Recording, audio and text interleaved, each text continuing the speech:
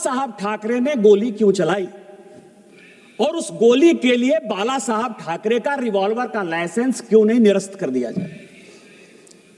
जवाब आया कि उनकी वाइफ पर जो है कांग्रेस के गुंडों ने अटैक किया था, इसलिए बाला साहब ठाकरे ने जो किया, ये ऑन द रिकॉर्ड है, मैं ऑन रिकॉर्ड ये बातें कर रहा हूं, 69 का क्वेश्चन है और बाला साहब ठाकरे का वो बयान है कि मैं मरना पसंद करूंगा लेकिन कभी भी इंदिरा गांधी और कांग्रेस का साथ नहीं दूंगा।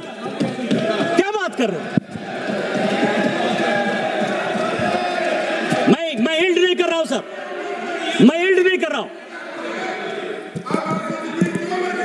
इसमें सभापति महोदय, एक हमारे यहां कहावत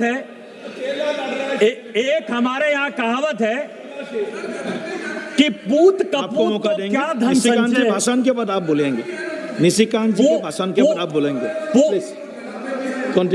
पूत कपूत तो का धन संचय, पूत सपूत तो का धन संचय। और ये पूरा का पूरा जो है, ये पूरा का पूरा जो मामला है कि leader of the party, leader of the partition या लीडर ऑफ प्रोपगंडा इस तरह की हरकतें क्यों करते? 95 चुनाव हार चुके, मीडिया उनको सीरियसली नहीं ले रहा है, देश उनको सीरियसली नहीं ले रहा है।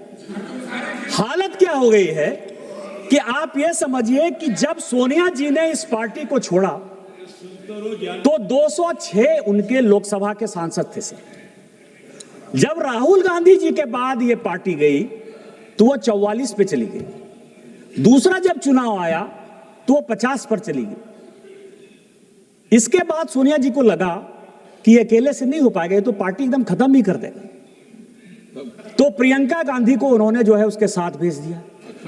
तो अभी 99 सीट पर जो है पहुंच गए सर। इसके बाद जो है वो फिर से खत्म होने के कगार पर हैं। इसी कारण से लाइमलाइट लेने के लिए अब लड़ाई हो रही है कि प्रियंका जी नेता बनेंगी कि ये बनेंगे। इस कारण से जो है ये इस तरह की हरकत कर रहे सर। क्या कर रहे? और अभी तो प्रियंका जी चली गई। मैं कहने वाला था सर कि गांधी परिवार में जो आदमी पैदा होता है वो प्राइम मिनिस्टर इन वेटिंग होता है, एलओपी नहीं होता है, लीडर ऑफ प्रोपगंडा नहीं होता है सर, लीडर ऑफ अपोजिशन नहीं होता है, प्रधानमंत्री होता है। अभी उनके बेटे की शादी होने वाली है, मैं उनसे रिक्वेस्ट करूंगा कि अपने बेटे के साथ मेरा फोटो खिंचा दीजिएगा, क्योंकि लड़ाई तो वही है ना। वो राजा है सर, हम रंक हैं। गांधी परिवार में कोई पैदा हो गया, उसको इस देश पर राज करने का अधिकार है, स्पीकर बनाने का अधिकार है, राष्ट्रपति बनाने का अधिकार है, उपराष्ट्रपति बनाने का अधिकार है, डायरेक्टर सीबीआई वो बनाएगा, सीएजी वो बनाएगा, चीफ जस्टिस ऑफ इंडिया वो बनाएगा। और ये जो नहीं बना पा रहे हैं 12 साल से, इसी छटपटाहट में वो माननीय ओम बिरला के खिलाफ जो है अविश्वास प्रस्ताव लेकर आए सर।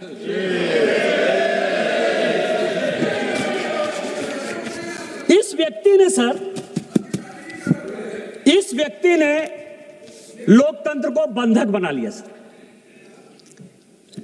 एक अपोजिशन का पार्टी है, आज मैंने सबका भाषण सुना। अखिलेश यादव जी का माइक बंद होता है, सुप्रिया सुले जी का माइक बंद होता है, गनी मोजी का माइक बंद होता है, टीआर बालू साहब का माइक बंद होता है। एक आदमी कंप्लेन कर रहा है सर, एक आदमी कंप्लेन कर रहा है। और क्या किस तरह की बातें करो, सबने तो भाषण दे दिया सर। मैं केवल एक भाषण कोट करना चाहता हूं 1954 का। मावलंकर साहब के खिलाफ अविश्वास प्रस्ताव किस लिए है, यह सभी को जानने वाली बात है। ए.के. गोपालन साहब कम्युनिस्ट पार्टी के बड़े नेता थे, अघोषित तौर पर वो लीडर ऑफ द अपोजिशन थे। उनका चार्ज मावलंकर साहब पर यह था कि मावलंकर साहब ने कहा कि मैं स्पीकर हो गया हूं, इसके बावजूद भी मैं कांग्रेस पार्टी का सदस्य हूं और कांग्रेस पार्टी के चीजों की रक्षा करना, उसकी आइडियोलॉजी का रक्षा करना हमारा परम धर्म है। मैं ए.के. गोपालन साहब का लेकर आया हूं, मुझे यदि किसी को चाहिए तो मैं ऑथेंटिकेट कर दूंगा और दे दूंगा। अब आप समझिए कि ये कह रहे हैं कि स्पीकर को नॉन पार्टीसन होना चाहिए, जो होते हैं सर। लेकिन आपके ऊपर भरोसा कौन करेगा? सोमनाथ चटर्जी जी ने जब 87 में कहा था, कई एक लोगों ने सोमनाथ चटर्जी जी को कोट किया कि स्पीकर को जो है वो बाहर निकल जाना चाहिए, पार्टी से बाहर हो जाना चाहिए, और उन्होंने स्पीकर के तौर पर अपनी उसी गरिमा को बनाए रखा। सोमनाथ चटर्जी जी सीपीएम से निकाल दिए गए। सरकार का साथ देने के लिए उन्होंने पार्टी को तिलांजलि दे दी, न्यूक्लियर डील आपका पास करा दिया। लेकिन जब 2012 में उपराष्ट्रपति का चुनाव होने लगा, जो वो बनना चाहते थे, आपने मुख्तार अंसारी के चाचा हामिद अंसारी को बना दिया इस देश का उपराष्ट्रपति, लेकिन सोमनाथ चटर्जी को नहीं बना। कौन साथ देगा? और स्पीकर पार्टीशन क्यों नहीं होगा? आज आप लोग अविश्वास प्रस्ताव लेकर आए हैं, हमारे पार्टी के हैं वो, हमें फक्र है। मैं मोहन बिरला साहब को 1990-91 से विद्यार्थी के जीवन से जानता हूं, विद्यार्थी परिषद के जीवन से जानता हूं, और मैं जानता हूं कि उस व्यक्ति ने आज तक कभी किसी के साथ अन्याय नहीं किया। आज यदि उसको बचाने की बात आएगी, स्पीकर के गरिमा को बचाने की बात आएगी, तो पूरी की पूरी एनडीए उसके साथ है और मरते दम तक उस व्यक्ति के साथ रहेगी।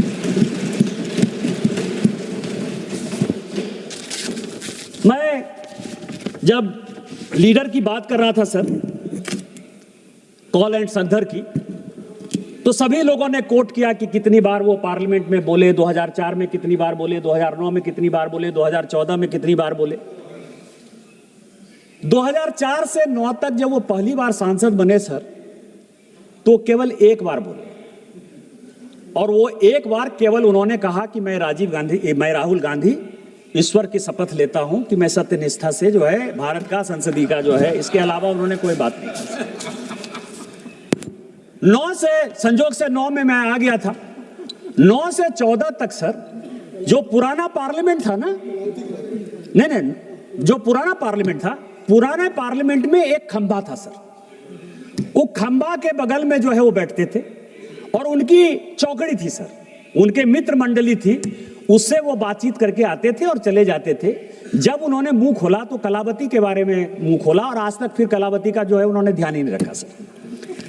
इसके बाद जब हमारी सरकार आई सर, मैं आपको बता रहा हूं कि वो किस तरह से उनका जो टारगेट है सर, उनका टारगेट है कि 3% लोगों को, 140 करोड़ देश है सर, सभी को माननीय प्रधानमंत्री जी के ऊपर आशा है, विश्वास है, इस संसद के प्रति आशा है, विश्वास है। आपको क्या होगा, मनीष तिवारी चले गए, 105 में कोट करना चाहता था। आपको पता है कि 105 का जो संशोधन किया, सांसदों के सारे अधिकार को जो अमेंडमेंट किया, किसने किया? 1976 में, जब पूरी की पूरी पार्लियामेंट को बाहर कर दिया। आप तो अभी कह रहे हो कि बोलने नहीं दिया जा रहा है।